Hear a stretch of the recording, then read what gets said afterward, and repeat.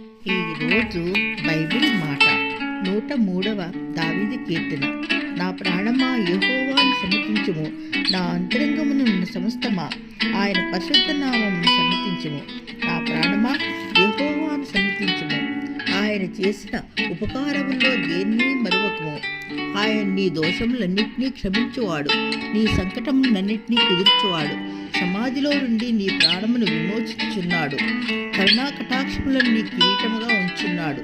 పక్షులా శబరం వలె నీ యవ్వనము కొత్తదగుచుడినట్లు నీరుతో నీ హృదయమును తృప్తిపరుచున్నాడు.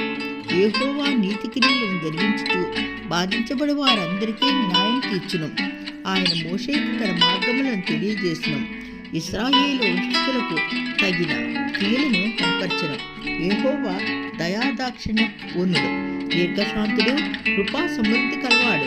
ఆయన ఎల్లప్పుడూ వ్యాజ్యమాడువాడు కాడు, ఆయన కోపము నిత్యము కోపించేవాడు కాడు. మన పాపములను బట్టి మనకు ప్రతీకారం చేయలేదు, మన దోషములను బట్టి మనకు